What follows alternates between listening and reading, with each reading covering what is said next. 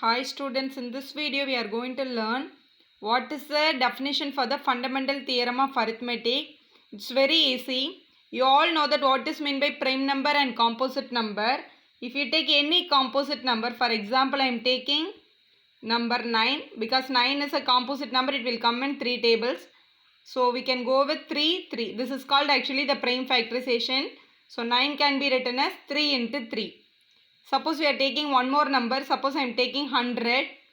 By 2 table it will come 50 times. Again by 2 table it will come 25 times. Again by 5 table it will come 5 times.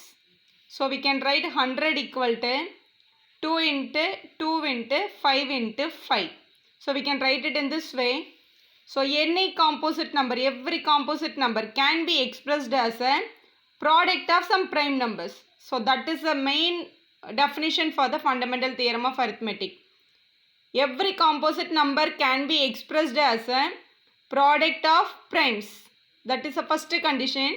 And the next condition is, and this factorization is unique. Unique means it is different. This factorization value will differ for all the number. It will not be same for any numbers. If you take 101, this prime number will differ.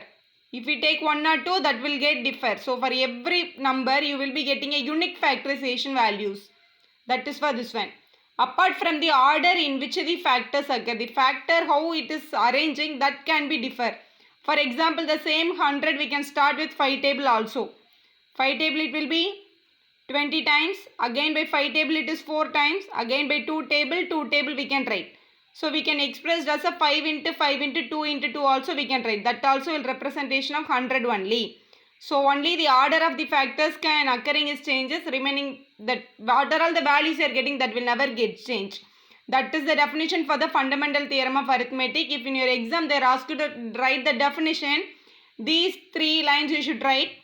Every composite number can be expressed as a product of primes, and this factorization is unique apart from the order in which the factors occurs. Thank you students. Thank you for watching.